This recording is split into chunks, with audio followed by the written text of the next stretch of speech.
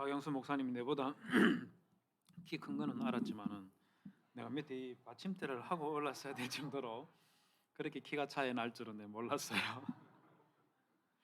나도 이 단상에 서면서 받침대 이거 하고 서보기는 여기가 처음입니다. 내가 키가 그리 작지 않은데 완전히 내가 무시 당하면서 우리 예수님께서 마가복음에서 하나님을 사랑하고 또 이웃 사랑하라 하는 이 말씀을 하시면서 이 말씀을 하셨을 뿐만 아니고 마가복음에 보면 우리 주님께서 특별하게 이 가족과 관련된 그런 그 대상들을 향해서 전하시는 말씀이 참 많이 있습니다. 아마 여러분들은 별 생각 없이 읽었으리라고 생각이 되는데 곳곳에 놓여 있어요. 마가복음 10장 13절에 보면 사람들이 예수님께 아이들을 데리고 왔을 때에 그 아이들이 가까이 오는 것을 제자들이 이 꾸짖는 이런 모습들을 보여주실 때 예수님께서 하시는 모습 보면 이것도 역시 이제 우리 하나님께서는 단순하게 하나님 사랑만 말씀하시는 것이 아니라 이웃으로서의 부모와 또 이웃으로서의 이 아이들, 가정의 아이들까지도 주님께서 살피시는 것을 볼 수가 있습니다. 여기 보면 이제 제자들이 아이들을 데리고 오니까 꾸짖는 그런 모습들이 나오죠. 사실 이건 여러분들이 생각하기에는 조금 왜 제자들이 저랬을까 이렇게 생각하실지 모르지만은 이건 그 당시에서는 당연한 현상들입니다. 우리 알다시피 우리 현대 문명과 관련해서 그리스 로마 정신이 굉장히 큰 영향을 끼쳤다는 우리 다 알고 있지 않습니까? 헬라권에서는 그 아이들은 남성과 여성 중에서 한 성을 선택해서 이 대명사를 쓰는 것이 아니라 중성을 쓰는 거 아십니까? 남성과 여성이 아니라 어린이에 대해서는 중성명사를 사용을 합니다. 성을 특별히 구분해 주지 않죠. 이런 현상들은 헬라 문화권에서뿐만 아니고 유대인들 가운데서도 어린이에 대해서 예수님 시대 때 말입니다. 좀 아주 굉장히 좀 이해가 되지 않는 그런 태도를 가졌던 것을 볼 수가 있습니다. 아까 말씀드렸던 그 미시나라는 책, 하기가라는 책 1장 1절에 보면 이런 내용이 나옵니다. 김언자와 벙어리, 또 정바가, 어린이, 성별이 의심스러운 자, 양성인 자, 여자, 종들, 절름발이, 눈먼 자, 병자와 늙은 자, 자기 발로 예루살렘에 갈 수 없는 자는 명절에 하나님 앞에 와야 한다는 명령에서 제외되었다. 여기 보시면 어린이를 어느 범주에 지금 같이 함께 디스커 놨습니까? 굉장히 안타깝게도 소위 말입니다. 그 시대 사람들이 굉장히 뭐랄까요, 이 외면하고 도외시했던 그 장애를 가지고 있는 사람들, 김원자와 벙어리, 정바가, 성별이 의심스러운, 여기에다가 아이를 같이 끼워서 이 아이들은 예루살렘의 이 명절이 하나님 앞에 와야 한다는 이 명령 앞에서 제외되었다 이렇게 말하면서 아예 뭐랄까 하나님 앞에서 축제를 벌이고 예배를 드리는 이 대상 속에 굳이 집어넣을 필요 없다 이런 생각을 가지고 있는 것을 볼 수가 있죠. 뿐만 이런 생각을 가지고 있었지만은 우리 주님께서는 완전 다른 생각을 가지고 있죠. 마가복음 9장 37절에 보면 누구든지 이 어린 아이 하나를 영접하면 곧 나를 영접함이요. 9장 42절에서는 누구든지 나를 믿는 이 작은 자들 중 하나라도 실족하게 하면 차라리 연자 맷돌이 그 목에 매여 바다에 던지는 것이 나으니라. 여러분 여기 굉장히 예수님께서는 근본적으로 그 당시 바리새인들과 유대인들이 일반적으로 가지고 있는 그 생각과 전혀 다른 길을 걷고 있다는 것을 볼 수가 있죠. 어떤 면에서는 당연히 예수님이시기 때문에 그러하겠지만 우리 시대 사람들이 가지고 있는 아이에 대한 이 생각보다 훨씬 더 앞선 생각들을 가지고 있다 하는 것을 보여주고 있습니다. 여기에서 연자 맷돌을 목에 메어서 바다에 던진다 이렇게 말해. 연자 맷돌이 어떤 거냐면 이게 바로 연자 맷돌입니다. 이게 연자 맷돌이에요. 돌이 얼마나 큰지 옆에 보시면 이 나귀가 이 연자 맷돌을 굴려서 그래서 올리브 오일을 짜내든지 아니면 밀 같은 것들을 어겨서 빵을 만들 수 있도록 그렇게 하는데 이 연자 맷돌을 뭐 아이의 목에 메어서 바다에 집어넣으면 어떻게 되겠어요? 뭐 볼 것도 없는 거죠. 뭐 이 정도 돌 아니더라도 우리나라 사람들이 사용하는 그 맷돌 있지 않습니까? 그 정도 맷돌만 해도 뭐 당연히 아이에게 묶어 가지고 물에 집어넣으면은 못 살아나죠. 근데 우리 주님께서는 그 정도의 돌이 아니라 연자 맷돌이라고 했으니까 아예 이건 뭐 살인 정도로 그렇게 생각하고 있는 것을 보여주고 있는 거죠. 그만큼 예수님께서 가지고 있는 생각이 우리가 생각하는 것보다도 훨씬 더 앞서 있는 그런 모습을 보여주고 있습니다. 동일하게 이와 같은 아이에 대한 말씀을 9장에서 마가복음 9장에서 말씀을 하셨다면 10장에서는 이혼에 관한 말씀을 하십니다. 여기 보시면 10장 2절에서 5절에 보면 바리새인들이 예수님께 나와서 아내를 버리는 것이 옳습니까? 지금 이 아이가 이렇게 딱 나와서 예수님 같으면 어떻게 하셨겠어요? 어떻게 했겠습니까? 안아주고 이래 했겠죠, 그죠? 바리새인들 같으면 어떻게 했겠습니까? 야 쫓아내, 뭐 이렇게 나왔겠죠, 그죠? 인식이 다르지 않습니까? 인식이 다르지 않습니까? 지금 마가복음 10장 2절에서 이제 이혼에 관해서 사람이 아내를 버리는 것이 가능하냐 이렇게 말하면서 모세는 이혼 정서를 써주어 버리기를 허락하였나이다. 그러니까 예수님께서는 너희 마음이 완악함으로 말미암아 이 명령을 기록했지만 실제는 그렇지 않다 이렇게 말씀하시죠. 자, 그러면 바리새인들이 어느 정도로 이혼에 대해서 쉽게 생각했느냐면 역시 이제 미시나 기팀이라는 책 보면 여기에 예수님 시대 때에 있었던 것들 그대로 다 정리되어 있는 책입니다. 여기 보면 바리새인들이 뭐 여러분들은 익숙하지 않을 겁니다만 바리새인들의 학파가 두 개가 나눠져 있어요. 삼마이 학파라는 파하고 힐렐 학파라는 두 파가 나눠져 있는데 그 중에서 힐렐이라는 학파가 사실상 현재의 유대인들이 존재하게 만든 그런 학파라고 할 수 있고 삼마이는 예수님 시대가 지나면서 몰락한 그런 학파입니다. 자, 그런데 이 삼마이 학파에 보면 A man may not divorce his wife. 사람이 자기 아내를 이혼할 수가 없다. Unless he find in her a matter of lewdness. 자기 아내에게서 음행의 문제가 발견되지 않는 한 이혼을 하면 안 된다. 이렇게 말하면서 신명기 24장 1절을 인용을 하고 있습니다. 자, 그런데 막 말씀드렸던 이 힐렐 학파에서는 뭐라고 했냐면 even if she burnt his food, 즉 아내가 남편의 음식을 불태웠다. 그럼 이혼할 수가 있다. 이게 심각한 문제죠, 그죠? 만약에 말입니다, 우리 그 결혼한 자매님들 집에 가서 남편에게 계란 후라이를 하다가 이게 타버렸어요. 타버렸으면 그러면 반숙을 해서 잘 해가지고 줘야 되는데 이게 완숙을 넘어서 타버렸습니다. 그러면 이혼 사유가 되는 거예요. 문제 있다고 생각 들지 않습니까?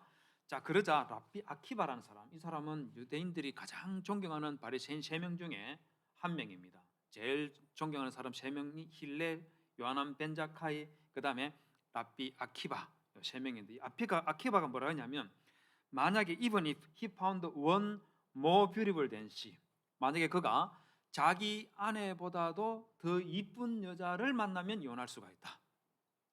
제가 이 규정을 보고 야, 이 시대에 텔레비전이 없었던 게 정말 천만다행이다 하는 그런 생각이 들었어요. 같이 텔레비전 보고 있다가 아이돌 앞에 나와가지고 막 벌떡벌떡 뛰는 모습 보고 자기 아내 한번 쳐보고 이혼 뭐 이러면 큰일 나는 거 아니겠어요? 드라마 잘 보고 있다가 드라마에 나오는 여주인공을 보고 자기 아내 얼굴 한번 보고는 그 다음에 우리 이혼하자, 이게 가능하다고 이렇게 해놓은 거예요. 이건 정말 심각한 문제라고 생각되지 않습니까? 이게 모두 다 신명기 24장 1절에 사람이 아내를 맞이하여 데려온 후에 그에게 수치되는 일이 있음을 발견하고 라는 요 말, 이 수치라는 이 말이 사실상 이게 음행, 즉 말 그대로 간음과 관련된 건데 간음을 했으면 그러면은 아내를 돌려보낼 수 있다, 이렇게 말한 걸 가지고 각각 이 사람들이 자기 마음대로 해석을 해서 이혼을 마음대로 할 수 있도록 확장시켜 놓은 것을 볼 수가 있습니다. 이럴 때 예수님께서는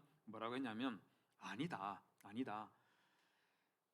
모세가 너희들의 마음의 완악함 때문에 이 명령을 기록했는데 6절에서 보면 창조 때로부터 사람을 남자와 여자로 지으셨으니 이러므로 사람이 그 부모를 떠나서 그 둘이 한 몸이 될지니라. 이러한 즉 이제 둘이 아니요 한 몸이니 그러므로 하나님이 짝져 주신 것을 사람이 나누지 못할지니라. 이 예수님의 말씀 창세기 2장 21절에서 24절에 있는 말씀 중에서 특별히 24절에 있는 말씀을 가지고 인용을 했다는 거 우리 알 수가 있습니다. 그래서 앞서기 보시면 둘이 아니요 한 몸이니 하는 이 말씀, 둘이 한 몸을 이룰지니라 하는 말씀과 동일한 말씀이죠. 여기 보면 9절에 보면 하나님이 짝지어 주신 것을 사람이 나누지 못할지니라. 요건 창세기 2장 21절에서 24절에 있는 말씀을 보면 여기에 해당되는 말씀이 사실상 눈에 보이지가 않아요. 예수님께서는 하나님께서 짝지어 준 거기 때문에 사람이 나누지 못한다 했지만 사실상 여기는 보면은 그에 해당되는 말씀이 한글 성경에서는 보이지가 않습니다. 대신에 예수님께서 그러면은 오해를 하셨는가? 아니면 새로운 뭘 주셨는가? 그건 아닙니다. 창세기 이미 그와 같은 규정의 말씀이 있는데 이 단어의 뜻을 명확하게 알지 못하다 보니까 우리가 곡계를 하고 있는 거죠. 그게 뭐냐면 여기 보시면 그 아내와 하파여라는 단어가 있죠, 그죠? 이게 히브리어에서는 여기 있는 이 다박이라는 요 동사인데 요 동사가 가지고 있는 의미가 무엇이냐면 여러분 이 강력 접착제 있죠, 그죠? 강력 접착제를 가지고 뭐 그 당시에는 이 플라스틱 이런 게 없었으니까 나무 두 개를 딱 붙여 놓았을 때에 붙일 때 그때 붙이는 것을 다박이라는 이 동사를 씁니다. 그럼 한번 상상해 보십시오. 강력 접착제를 가지고 나무 두 개를 딱 붙일 때에는 이 사람이 떼려고 하는 의도로 붙였겠습니까? 아니면은 떼지 않으려고 하는 용도로 붙였겠습니까? 떼지 않으려고 하는 의도로 붙이는 거죠. 그렇죠. 그래서 나무 두 개를 딱 붙여놨다가 요거를 억지로 떼면 어떻게 되겠습니까? 떼면 어떻게 되겠어요? 이게 뗄 의사가 없었기 때문에 억지로 떼면 뗄 수는 있을지 모르겠지만 원래의 형태로는 절대로 못 돌아갑니다. 그래서 어느 한쪽이 부러지든지 아니면 둘 다 부러지든지 훼손이 되고 손상이 되겠죠, 그죠? 마찬가지로 바로 이 다박이라는 동사를 사용할 때는 이 원리가 담겨 있는 거예요. 그래서 남자와 여자가 만나서 교제할 수가 있어요. 그렇지 않습니까? 교제하다가 헤어지면 당연히 뭐 마음도 아프고 또 그렇죠. 뭐 사람 만나고 헤어지는 게 쉬운 일이 아니기 때문에 상처도 있고 그러지 않습니까? 그러나 그걸로 끝입니다. 세월이 좀 지나고 시간이 지나면 그 상처가 아물어지고 또 새로운 사람 만나면 잊혀지고 그러는 거 아니겠어요? 그러나 결혼에 있어서는요, 정식으로 결혼을 하고 난 다음에 그 다음에 헤어지면 이거는 시간이 지난다고 해결되는 문제가 아니에요. 시간이 절대로 해결 못합니다. 결혼을 하고 난 다음에 억지로 하나님께서 나누지 못하도록 하기 위해서 합하여 놨는데 이혼을 통해서 떼버리면 그러면 두 사람 다 공이 심각한 상처를 입죠. 원래의 상태로 절대로 못 돌아갑니다. 심각한 상처를 입는데 이 상처가 우리 알다시피 죽을 때까지 가져갑니다. 무덤에 들어갈 때까지 이 상처가 그대로 남아있어요. 무덤에 들어간다고 끝나는 게 아니고 자식이 있으면 이 자식들에게 이 상처가 그대로 전가된다는 거 아십니까? 그대로 대물림이 되어서 부모가 죽고 난 이후에도 이 자식들이 그 상처를 그대로 가지고 있는 거예요. 그게 하나님께서 남편과 아내가 만나서 한 가정을 이루는 것. 이게 가지고 있는 신비인 거죠. 그래서 하나님께서 원래 나눌 수 없도록 합하도록 그렇게 해놓은 것을 여러 가지 안타까운 상황 때문에 나누었을 때에 굉장히 심각한 상처를 입을 수밖에 없는 겁니다. 바로 예수님께서 바로 그것 때문에 지금 여기서 말하고 있는 거죠. 그 둘이 한 몸이 될지니 이런즉 이제 둘이 아니요 한 몸이니 그러므로 하나님이 짝지어 주신 것을 사람이 나누지 못할지니라 하시더라. 여러분들이 보시기엔 이 말씀 앞에서 어떤 생각이 들지 모르겠어요. 요즘 우리 시대는 조금 독특하지 않습니까?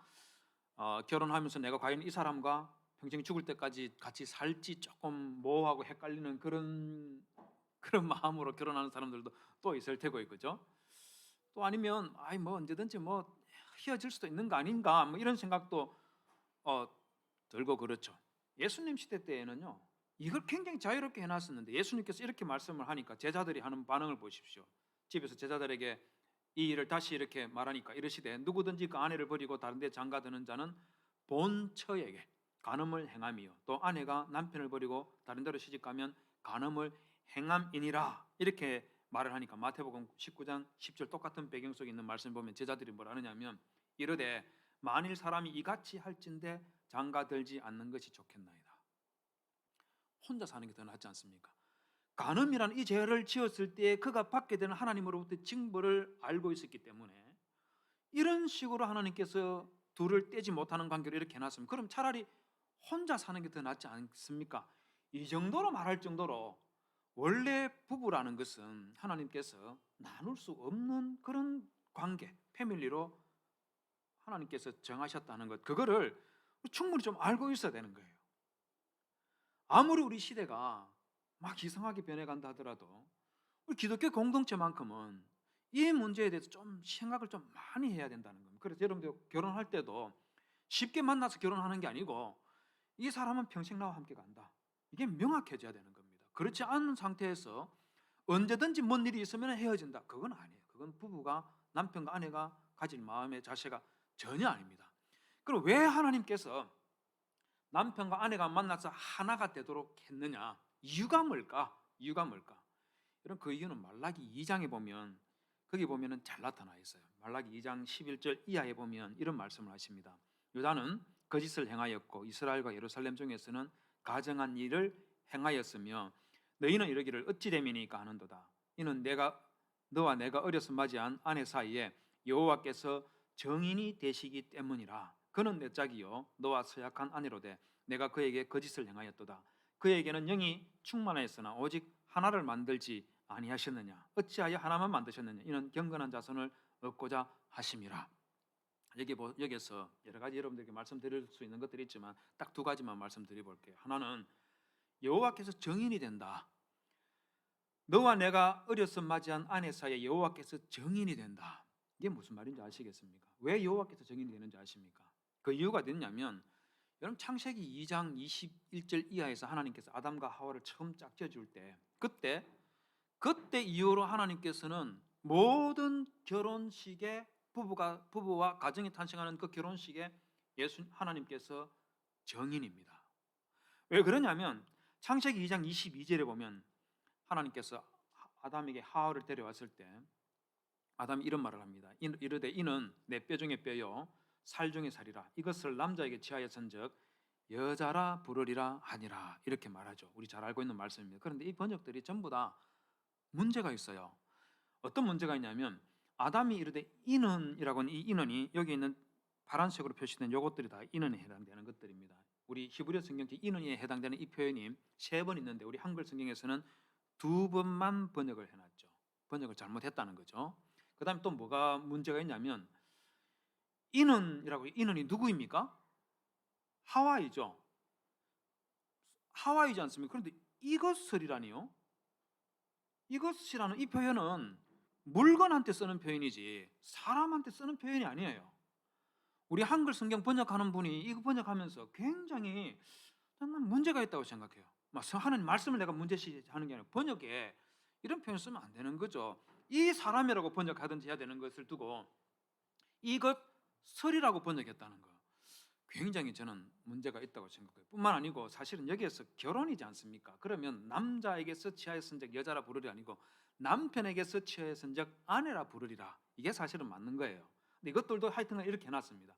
그런데 제가 여러분들에게 말씀드리려고 이거는 부차적인 것이고 진짜 여러분들에게 중요하게 생각하는 건 뭐냐면 이는이라고 번역되는 요 히브리어 요 표현들이 영어에서는 모두 다 this로 번역했습니다. this, this one, this one. 자, 그럼 한번 생각해 보십시오. this는 언제 쓰는 표현입니까? this라는 표현은 언제 어떤 때 사용하는 표현이에요? 영어에서, 회화에서, 커뮤니케이션에서 어떤 때 this라는 표현을 씁니까? this라는 표현은 나와 대화하고 있는 상대방에게 내 옆에 있는 사람을 소개하거나 또는 물건을 소개할 때 그때 this is라는 표현을 쓰죠. 사람이나 물건, 영어에서 다 this is 않습니까? 그렇잖아요. 자, 그러면 아담이 지금 여기에서 this is now bone of my bones라고 했습니다. 이건 누구에게 하는 말입니까? 아담이 지금 누구에게 이 말을 하고 있는 거예요? 많은 경우에 아담이 하와에게 지금 고백하고 있다고 그렇게 생각하는 전혀 아닙니다. 만약에 아담이 하와에게 고백하고 있으면 You are now bone of my bones 이렇게 나와야 되는 거죠. 그렇지 않습니까? And the flesh of my flesh You are로 나가야 되는 거예요. 그런데 You are가 아니고 This is라고 했으면 이 this라는 표현은 아담이 하와에게 하는 게 아니고 다른 대상에게 하고 있는 겁니다. 다른 대상이 누구일까요? 누구이겠습니까? 22절부터 내려온 이 컨텍스트에서 디스라고 아담이 말할 수 있는 대상은 딱 한두 개밖에 없습니다. 누굽니까? 여호와 하나님이. 여호와 하나님이. 그래서 지금 22절에서 24절까지는 이 말씀은 하나님께서 하와를 아담에게 데려다 놓고 그냥 떠나가신 것이 아니라 아담으로부터 첫 번째 결혼식에서 하나님께서 마치 주례하시는 분인 것처럼 또는 정인으로서 거기에 써 있고 아담이 하와는 나의 뼈 중에 뼈요 살 중에 살입니다 하고 하나님께 그렇게 맹세를 하는 거예요. 맹세를 하는 거예요. 이렇기 때문에 하나님께서 정인이셨다. 그렇게 여호와께서 너와 네가 어려서 맞이한 아내 사이에 여호와께서 정인이시다. 그 말을 하는 거예요. 자, 요거 아담과 하와에게만 말하는 것이 아니라 우리 모든 그리스도인뿐만 아니고 불신자들도 다 마찬가지입니다. 그 모든 결혼식에서 하나님이 정인이시다. 이렇게 가르치고 있는 거죠. 자, 그런데 말라기 2장 14절에서 이렇게 말씀하신 그 다음에 15절에 보면 그에게는 영이 충만하셨다는데 이걸 가지고 성령 이 사람이 가지고 있는 육신과 영 이런 구분을 위해서 이 말을 하신 것처럼 그렇게 생각할 수 있는 그게 아니고 여기서 말하는 이 영은 뭐냐면은 창세기 2장에서 하나님께서 아담을 만드시고 나서 그 코에 생기를 부으시니까 생영이 되었다고 말했죠, 그죠? 여기서 말하는 이 영은 살아있는 생명체, 사람이라는 말입니다. 사람을 여러 종류의 사람을 만들 수 있지만 오직 한 사람을 만들지 않았느냐? 왜 한 사람만 만들었느냐? 이는 경건한 자손을 얻고자 함이라. 남편과 아내 각각 한 명과 한 명이 결혼해서 부부가 되게 만든 이유가 하나님께서 경건한 자손을 얻는 거라고 했어요. 자, 그런데 우리 한글 성경에서는 경건한 자손을 이렇게 번역되어 있는데 히브리어 성경에서는 뭐라고 되어 있냐면 여기 보십시오. 이게 바로 우리 한글 성경이 경건한 자손이라고 번역해 놓은 건데 요 히브리어가 뭐냐면 제라 엘로힘입니다. 제라 엘로힘. 엘로힘이라는 말은 들어본 적 있죠, 그죠? 히브리어로는 본 것은 이게 처음일지 혹시 모르겠지만 엘로힘 많이 들었지 않습니까, 그죠? 제라는 무슨 뜻이냐면 씨라는 의미를 가지고 있습니다. 씨 또는 사람을 가리킬 때에는 자손의 의미를 가지고 있습니다. 즉 있는 그대로 문자 그대로 번역하면 경건한 자손이라는 이 말의 히브리어 표현은 그대로 번역하면 뭐가 되겠어요? 하나님의 자손. 하나님의 자손. 아까 제가 여러분들에게 말씀드린 부모라는 존재는 하나님께서 크리에이터이고 그리고 부모는 리크리에이터라고 말씀드렸는데 지금 말라기 2장 15절에서 뭐라고 했냐면 남편과 아내를 통해서 하나님의 경건한 자손 즉 하나님 경건한 자손 그냥 경건한 자손이 아니라 하나님의 자손을 부모를 통해서 또 남편과 아내를 통해서 태어나게 한다는 것. 이게 성경이 가지고 있는 기본적인 취지는 물론 이렇게 말하니까 그 사랑 결혼이라는 것은 거기에 사랑이 있고 애틋함이 있고 감정의 이 선이 오고 가고 이러는 게 더 로맨틱하고 아름답지 않냐 이렇게 생각 우리는 할 수 있겠죠. 물론 그것도 다 필요하죠. 그러나 우리 성경에서는 인간의 삶의 가장 근본을 말하고 있는 근본을 가장 근본이 되는 것들을 이야기하고 있는 거죠.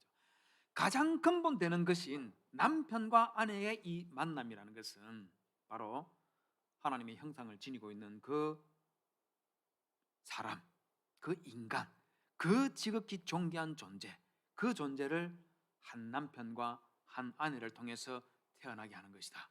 그래서 이혼하면 안 된다 하는 이거를 우리 성경에서 가르치고 있고 이걸 엉망으로 만들어 놓았던 바리새인과 서기관들에게 우리 주님께서 하나님께서 나눌 수 없게 만들어 놨다 하고 그렇게 다시 회복을 시켜주시고 있는 것이죠. 이걸 여러분 좀 명확하게 좀 하실 필요가 있는 거예요. 자, 그러다 보니까 우리 성경에서는요 간음과 관련된 이와 같은 사건들에 있어서는 굉장히 엄격합니다.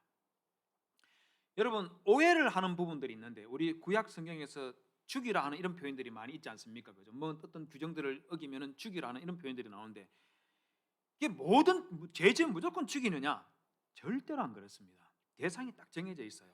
첫 번째가 뭐냐면 하나님을 우상을 숭배, 하나님 대신 우상 숭배하는 경우에 죽이라는 표현이 나옵니다. 그 다음에 두 번째가 어떤 것들이 나오냐면 안식일 물론 그 있지만 그 다음에 뭐냐면 부모에게 옳지 못한 일을 했을 때 죽이라는 표현이 나와요. 그 다음에 어떤 데 나오겠습니까? 자, 왜 부모이겠어요? 우리 생명의 근원이기 때문에 그런 겁니다. 그 다음에 누구를 죽이게 하고 있겠습니까? 살인한 자, 생명을 빼앗은 자에 대해서 죽이라는 규정이 있습니다. 그 다음에 마지막 하나가 뭐냐면 간음한 자. 간음한 자. 왜 간음한 자는 죽이라는 이런 규정을 성경에서 두고 있을까요?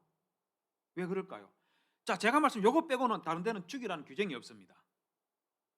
수천억 원을 횡령해 먹어도 성경에서는 죽이라는 규정이 없습니다. 경제적인 문제로 사람 죽이는 이런 징벌 성경에는 아예 존재하지 않습니다. 고대 메소포타미아에서는요, 간음해도 문제 없어요.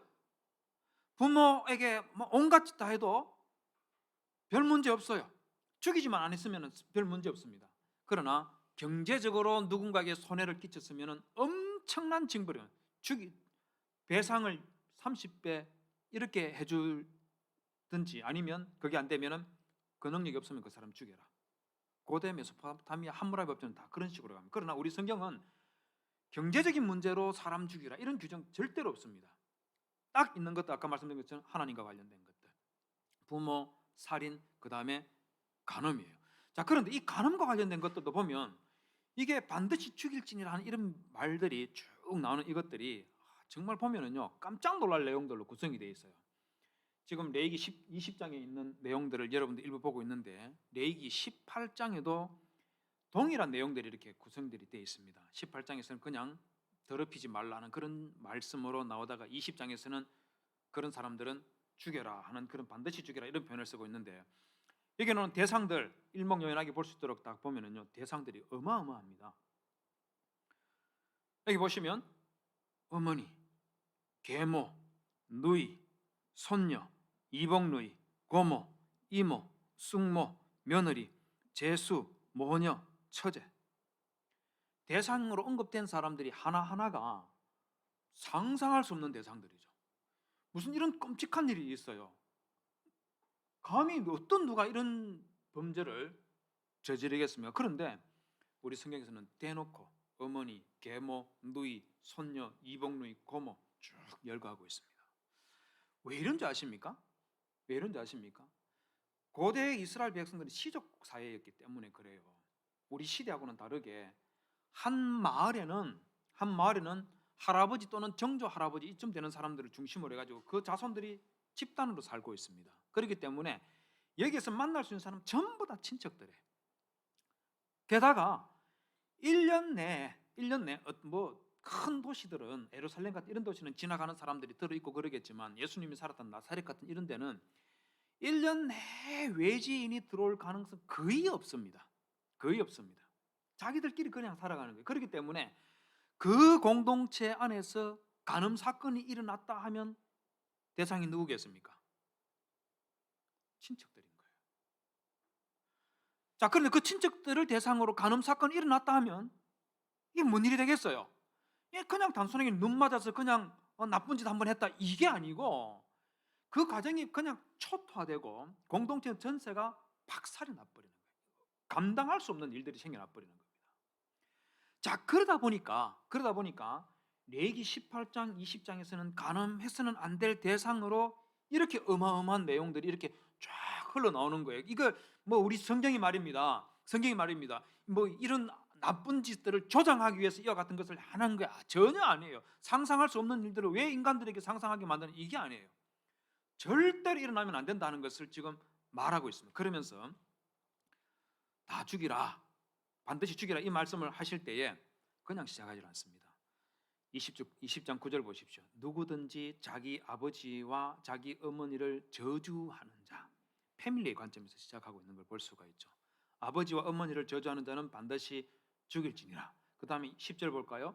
누구든지 다른 사람의 아내와 간음하는 자, 곧 그의 이웃의 아내와 간음하는 자는 그 간부와 그 음부를 반드시 죽일지니. 그렇게 나오고 있는 거죠. 자, 이게 그냥 단순하게 감히 범해서는 안 될 대상에게 간음을 행하였기 때문에 이와 같은 것을 하나님께서 규정으로 준 것이 아니라, 하나님께서 사람이 태어나는 그 통로가 남편과 아내 또는 부모 이분들을 통해서 태어나야 되는데 이것들을 깨트리는 모든 것들에 대해서 하나님께서 여기에서 말씀을 하고 계시는 거예요. 가정이란 이 질서를 벗어나서 일어나는 모든 자손들이 태어나는 행위, 이것들에 대해서 단호하게 말씀을 하고 있는 겁니다. 그러다 보니까 여기서 반드시 죽여야 될 대상으로 쭉 언급하고 있는 중에 아주 눈에 띄는 것들이 몇 가지가 있습니다. 히브리어로만 되어 있는 문장을 여러분들에게 보여드려서 정말 죄송한데, 제가 이거 가지고 히브리어 안다는 건 자랑하려고 하는 건 절대로 아니고, 제가 여러분들이 자랑해서 뭐 하겠습니까? 제가 여기 보여드리는 것은 우리 하나님께서 중점을 두고 있는 것이 무엇인지를 보여드리기 위해서 지금 여러분들에게 말씀을 드리는 거예요. 여기 보면 요 빨간색으로 된 요게 반드시 죽이라는 말입니다. 밑에 요 파란색으로 되어 있는 거 보실까요? 무슨 뜻인지 몰라도 상관없습니다. 그냥 한번 보십시오. 똑같이 생겼죠, 그죠? 이것도 반드시 죽이라는 말입니다. 그런데 가만히 보시면 똑같이 생겼는데, 똑같이 생긴 것 같은데 차이가 있어요. 어떤 차이가 있냐면 앞에 있는 요 글자와 요 글자는 그냥 다 똑같습니다, 그죠? 자, 그 다음에 뒤에 있는 걸 볼까요? 뒤에 있는 거. 뒤에 있는 걸 보면 똑같이 생겼는데 하나 딱 차이가 있습니다. 무슨 차이가 있습니까? 뒤에 여기에 끄트머리에 요렇게 생긴 글자가 하나 더 붙어 있죠. 눈에 보입니까? 다른 것들도 보십시오. 다른 것들도 보십시오. 다 보이죠, 그죠? 자, 요게 뭐냐면은 요 글자가 뭐냐면은 우리식으로 하면은 똑같은 동사를 반복하는 겁니다. 반복하는 죽이다. 우리 영어에 부정사 있죠, 그죠? 투 부정사 있지 않습니까? 요 투 부정사와 유사한 건데 기능이 여기서 뭐냐? 강조를 위해서 쓰는 거예요. 그래서 죽이고 죽이라. 반드시 죽이라 하는 그런 말이죠. 자, 그런데 요거는 똑같이 반드시 죽이라는 말인데 요건 뭐냐면은 요거는 단수형으로 되어 있는데 요거는 복수형으로 되어 있어요.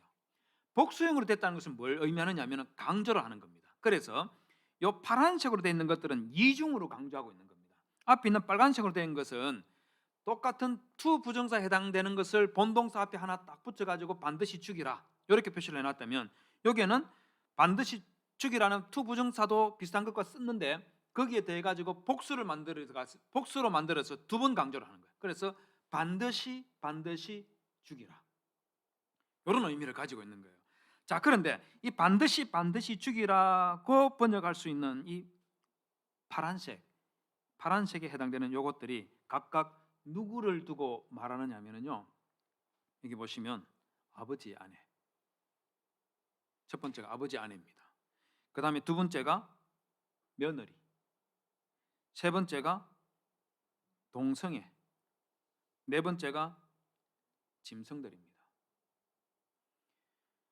아버지, 아내, 며느리, 동성애, 그리고 짐승과 간음을 행하는 자는 반드시 죽여라. 왜 이랬겠습니까? 그 이유가 하나님께서 원하시는 바 하나님의 자손이 부모를 통해서 또는 남편과 아내를 통해서 정상적으로 태어나야 되는데, 이것을 근원적으로 파괴하는 행위들에 대해서 반드시 죽이라고 하시면서 이것보다 훨씬 더 한 번 더 강조해가지고 이거는 절대로 살려두어서는 안 되는 행위로 어머니, 며느리, 그리고 동성, 그리고 짐승, 근본적으로 하나님께서 만드신 하나님의 자손들이 태어난 이 질서를 근원적으로 파괴하는 행위에 대해서 절대로 하나님께서 놔두지 말라고 그렇게 말씀을 하고 있는 거예요. 그래서 이것들이 기본적으로 단순하게 하나님께서 우리에게 간음하지 말라는 이 말이 아니라 생명 탄생과 관련해서 그 가정을 지키고 보호하는, 여기에 주안점을 두고 있다 하는 것을 여기에서 확인을 할 수 있는 거죠. 자, 여기에 대해 가지고 예수님께서 마가복음에서 또 하나 우리에게 말씀하고 있는 것이 뭐냐면, 여러 가지 말씀들이 많이 있지만 그 중에 또 하나 우리가 주목해서 볼 만한 것이 뭐냐면요,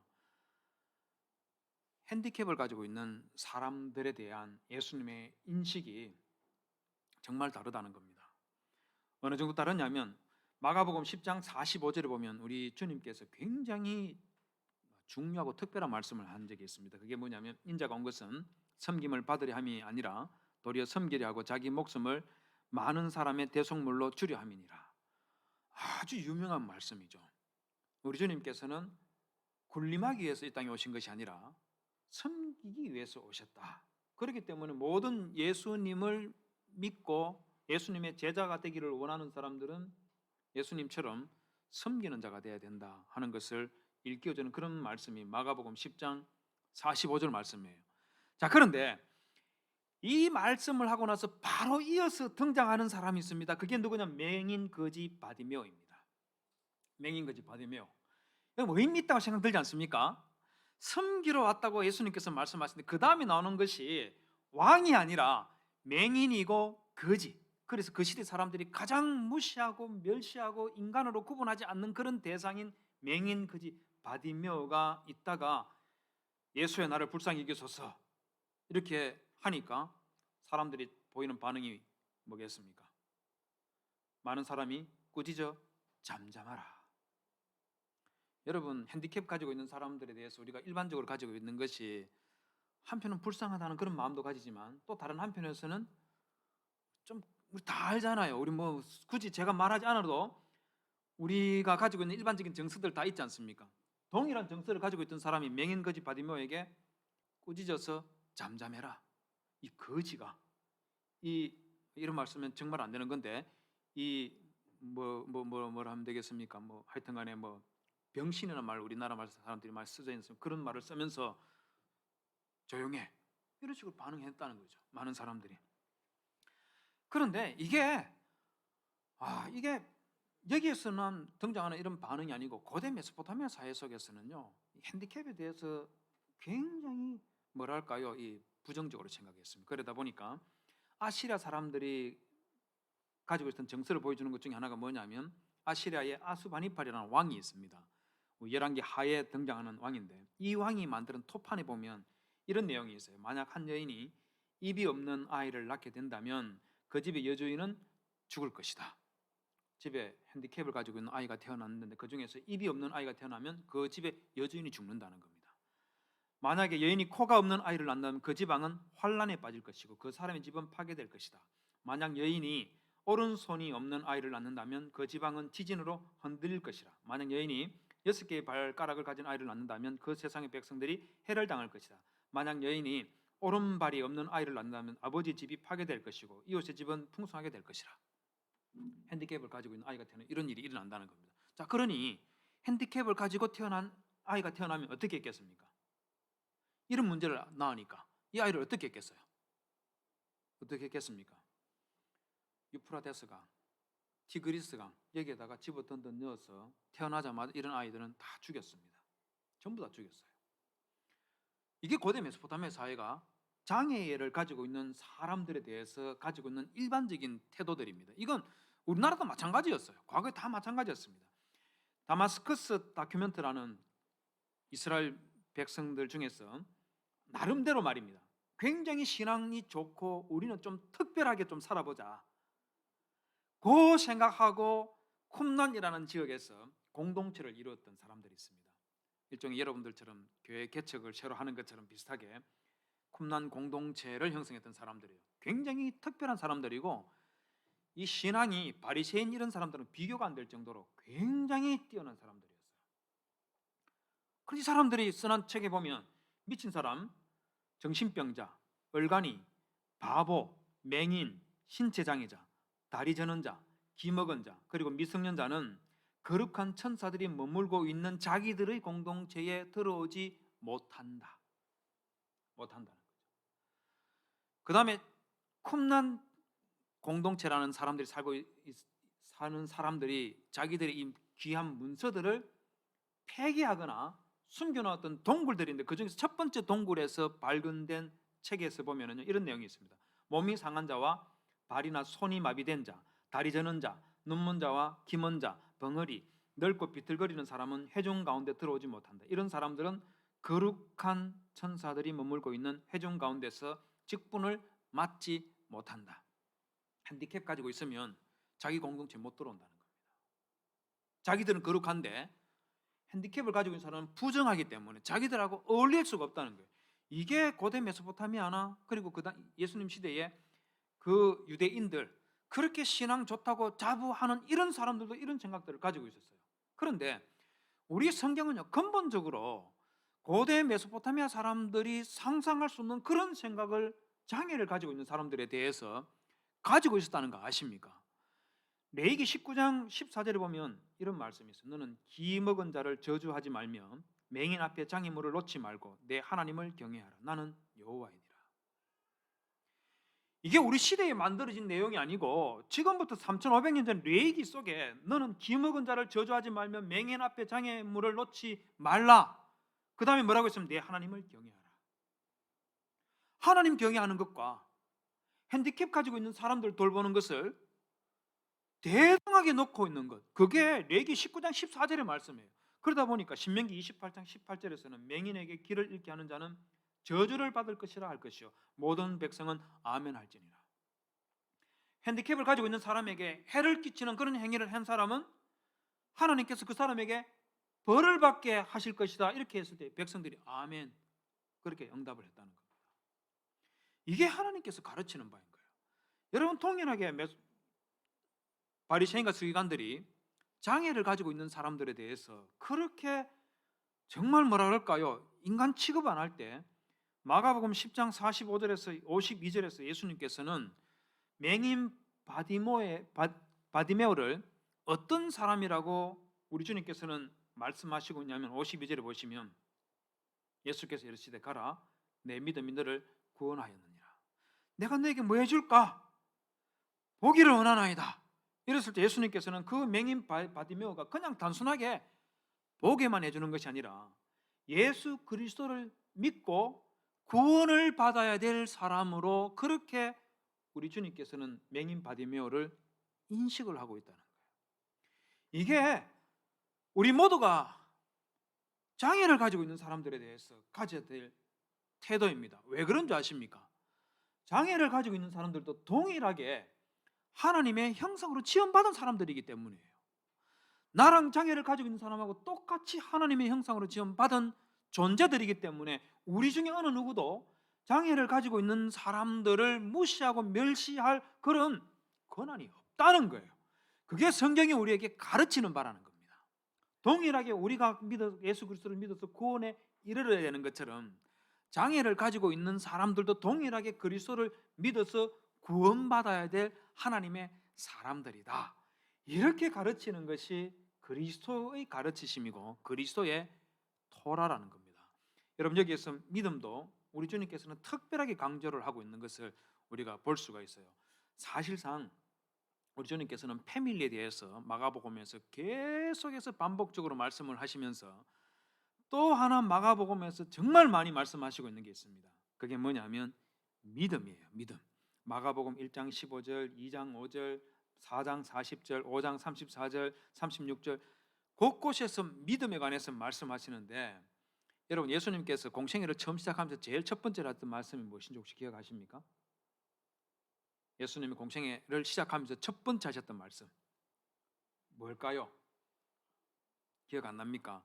마가복음 1장 15절에서 이르시되 때가 찼고 하나님의 나라가 가까웠으니 회개하고 복음을 믿어라. 믿음의 문제인 거죠. 믿어라. 여러분, 이 믿음의 문제, 유대인들과 바리새인들이 장애인보다도 더 무시하고 멸시했던 사람들이 이방인입니다. 이방인입니다. 그 이방인과 관련해서 마가복음 7장 24절에서 28절에 보면 우리가 잘 아는 것처럼 헬라인이여 수로보니게 여인이라는 사람이 자기 딸이 귀신에 들렸을 때 예수님께 나와서 했던 이 대화 속에 보면 그 주인공이 헬라인 또는 이방 여인이죠. 이 여인이 하는 말을 보면은요, 가슴이 아파요. 왜 가슴이 아프냐면 예수님께서 정말 모진 말씀을 하셨거든요. 27절에 보면 예수께서 이르실 때 자녀로 먼저 배불리 먹게 할지니 자녀의 떡을 취하여 개들에게 던짐이 마땅치 아니하리나. 헬라 여인을 유대인들이 바라보고 있는 것과 똑같은 표현으로 개라고 표현을 했습니다. 개. 28절에 보면 여자가 대답하여 이르되 주여 올소이다마는 상 아래 개들도 아이들이 먹던 부스러기를 먹나이다 하면서 자기 개 맞다는 거죠. 저 개 맞습니다. 하지만 주인의 상 아래 개들이 아이들이 먹던 부스러기를 먹는 것처럼 저 개 맞으니까 개가 먹던 그 부스러기 그거라도 저 좀 먹게 해주십시오 이렇게 말하고 있는 게 이게 헬라 여인 수르보니게 여인이 가지고 있는 이 모습이에요. 이거 한번 상상 한번 해보십시오. 정말 어마어마한 거죠. 저도 그 귀신 들린 아이를 제가 한번 본 적이 있고 그 아이를 데리고 있는 부모가 겪고 있는 그 고통과 아픔을 제가 옆에서 지켜본 적이 있습니다. 정말 어마어마한 일이에요. 거의 뭐 고등학교 졸업하고 대학생이 곧 되는 그런 아이가 귀신이 들려가지고요. 정말 엄청나더라고요. 어느 정도냐면은 제가 한 번은 이제 귀신 들렸다는 말을 듣고 교회 뭐 장로님, 권사님 그리고 목사님, 사모님 이런 분들과 함께 그 집을 방문했었는데 가보니까 얘가 밖으로 못 나오도록 이 정도로 두꺼운 그 나무 있지 않습니까? 나무로 이렇게 방을 전부 다 막아놨어요. 창문도 다 막아놨고 큰 대못으로 못질을 하고 다 막아놨어요. 근데 얘가 딱 붙잡고 몇 번 흔드니까 빠져버리는 거예요. 우리 같은 사람은 몇 사람이 달라들어도 못 뽑아내는 그런 못으로 박아놨는데 얘가 얼마나 힘이 센지 그냥 뭐 어떻게 하니까 그냥 빠져버리더라고요. 그런 나와가지고 막 행패를 부리고 그러는데 그런 아이를 아이 자기 사랑은 외아들이 이렇게 돼 있으니까 부모님이 얼마나 속 상하는 게 알고 뭘 해야 되겠습니까?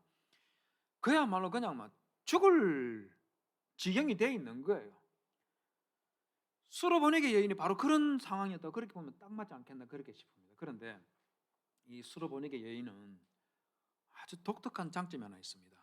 그게 뭐냐면 정말 자식 때문에 죽을 것 같은 그런 상황 속에서 이 수로보니게 여인은 내가 누구에게 의지해야 될지 그 의지해야 될 대상을 알고 있었다는 것.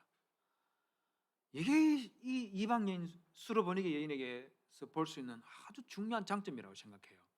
여러분 우리 모두에게 나는 마찬가지로 생각됩니다. 우리 모두가 누구나 할 것 없이 인생을 살아가면서 힘든 정도가 아니라 삶의 위기에 빠질 때가 있지 않습니까? 그때 내가 의지할 대상이 누구라는 것을 아는 것과 모르는 것 하늘과 땅 차이라는 거 아십니까? 여러분 엘턴 존이라는 유명한 가수 혹시 아실지 모르겠습니다. 우리 시대에는 정말 엄청나게 유명한 가수입니다. 여러분들은 에이 역시 목사님은 옛날 사람이네 이런 생각 나는 뭐 그런 사람 잘 몰라요 이렇게 생각할지 모르겠는데요. 엘턴 존 굉장히 유명한 사람입니다. 이 사람이요 마릴린 몰로는 여러분 들어보셨죠, 그죠? 영화는 본 적이 없지만 마릴린 몰로는 들어보셨죠, 그죠? 마릴린 몰로가 죽었을 때에 엘턴 존이라는 사람이 Candle in the Wind이라는 이런 노래를 지은 적이 있습니다.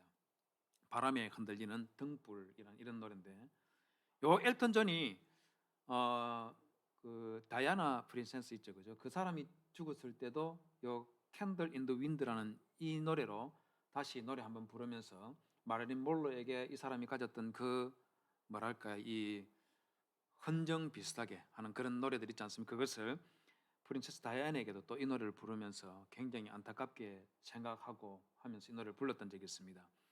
이 노래에 보면은요, 제가 이 사람이 지었던 이 Candle in the Wind라는 이 노래를 보면 야 마릴린 몰로나 다이아나나 진짜 이 노래 가사처럼 그런 삶을 살았구나 하는 그런 생각이 들어요. 제가 노래 내용을 전부 다 보여드릴 수는 없는데 일부 여러분들이 보여주는 핵심되는 내용입니다. Goodbye Norma Jean, 마릴린 몰로를 지칭하는 말이에요. Though I never knew you at all, 내가 당신을 전혀 알지 못했었지만 And it seems to me you lived your life like a candle in the wind. 내가 보기에 당신은 바람 앞에 흔들리는 등불처럼 당신의 삶을 살았던 것 같습니다. 그러면서 그 다음 마지막 장면이 뭐냐, Never knowing who to cling to when the rain set in 이라고 했어요. 무슨 말이냐면 비가 오기 시작하는데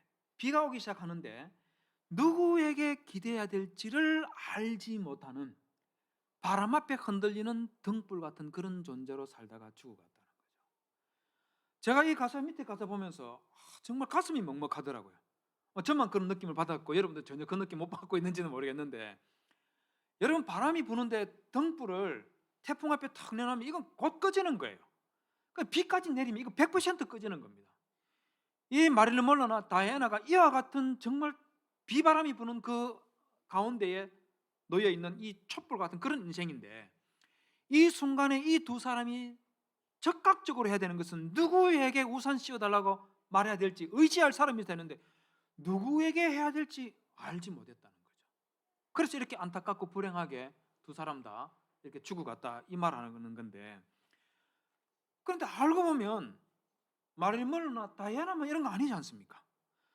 우리 주변에 수많은 사람들이 누구에게 의지해야 될지 모르고 그렇게 살다가 그렇게 인생을 마무리하는 사람들 정말 많이 있습니다. 그런데 수로보니게 여인들은 안 그랬다는 거죠. 마태복음 15장 27절에서 28절 보면 여자가 이르되 주여 올소이다마는 개들도 대주인의 탕에서 떨어지는 부스러기를 먹나이다 하니, 이에 예수께서 대답하여 이르시되 여자여 내 믿음이 크도다, 내 소원대로 되리라 하시니 그때로부터 그의 딸이 나으니라. 바로 이 수로보니게 여인은 인생의 가장 심각한 위기에 처했을 때 누구에게 의지해야 될지를 알았고, 그 의지하는 것이라는 것은 우리 주님께서는 바로 그리스도를 믿는 믿음이다 하는 것을 보여주고 있는 거죠. 그래서 마가복음 2장 5절에서 중풍병자를 데리고 온 친구들에게 그들의 믿음을 보셨다고 그렇게 말하고 있고, 마가복음 5장 34절에서 혈루병에 걸린 여인에게도 딸아 내 믿음이 너를 구원하였다 이렇게 말하고 있고, 그 다음에 5장 36절에서 회당장 야이로의 죽은 딸, 그 딸 때문에 고통받고 있는 회당장에게 말씀하시기를 두려워하지 말고 믿기만 하라 이렇게 말씀하셨고, 마가복음 9장 24절에서도 마찬가지로 귀신 들린 아이를 고칠 때에도 예수님께서 그 아버지에게 필요하다고 말씀하셨던 것은 믿음이라고 그렇게 말했습니다. 마가복음 10장 52절에도 마찬가지죠. 맹인 바디메오에게 예수께서 이르시되 가라 내 믿음이 너를 구원하였느니라 하시니 그가 곧 보게 되어 예수를 길에서 따르니라. 이게 예수님께서 우리에게 말씀해 주시는 기독교의 가치들입니다. 우리 주님께서는 하나님 사랑과 이웃 사랑을 말씀하시면서 동시에 우리에게 필요한 것이 뭐라고 말씀하셨냐면은 믿음이라는 거죠. 많은 사람들이 우리가 하나님 앞에 나아갈 때 내가 어떤 행동을 했느냐에 따라서 구원의 여지가 갈려진다고 말하고 있지만, 여러분 우리 주님께서는 그게 아니라는 거예요. 우리의 행위를 통해서 구원을 받을 수 있는 것이 아니라 믿음으로만 가능하다 하는 것을 마가복음에서 구구절절히 예수님께서 우리에게 보여주고 있다는 겁니다. 그렇기 때문에 동행교회 성도 여러분들이 추구하고 있는 교회 공동체, 동행교회가 어떤 교회가 되기를 여러분들은 바라고 있습니까? 무엇 때문에 여기 모여서 지금 개척교회를 하고 있고 왜 여기에서 동행교회 한 멤버가 되어 있는 거예요? 무엇 때문에? 다른 일반 교회들하고 똑같은 교회, 그 교회의 모습을 10년, 20년 뒤에 그대로 만들어내기 위해서 이곳에 있는 겁니까? 아니면 우리 주님께서 우리에게 가르쳤던 참된 교회, 기독교의 가치들, 하나님의 말씀을 통해서 우리에게 주셨던 그 가치들을 제대로 한번 구현해 보겠다 하는 그 마음으로 여기에 모인 건지, 뭔지 여러분 스스로를 잘 돌아보시기 바랍니다. 그래서 여러분들이 추구하는 바 그 가치가 명확해지면 동행교회 성도가 10명, 20명 있다고 해서 부끄러워할 필요 하나도 없어요. 그 가치를 여러분들이 제대로 구현할 수만 있다면 10명, 20명 있어도 여러분들은 정말 제대로 된 교회인 겁니다. 그러나 1000명, 2000명이 되어도 우리 하나님 아버지께서 우리에게 가르쳐 주셨던 그 가치를 제대로 알지 못하고 그걸 이루지 못한다면 그 교회가 부끄러운 교회인 겁니다. 여러분 그게 싫어서 여기 와 있는 거 아닙니까? 그러면 기독교의 가치를 제대로 배우고 제대로 이 교회 안에서 세워나가고, 그리고 이 가치를 가르쳐서 이 가치에 동의하는 사람들이 이 자리에 함께 할 수 있도록 그렇게 여러분들이 동행교회를 만들어 가시고 세워 가시기를 진심으로 부탁을 드립니다. 마치도록 하겠습니다. 감사합니다.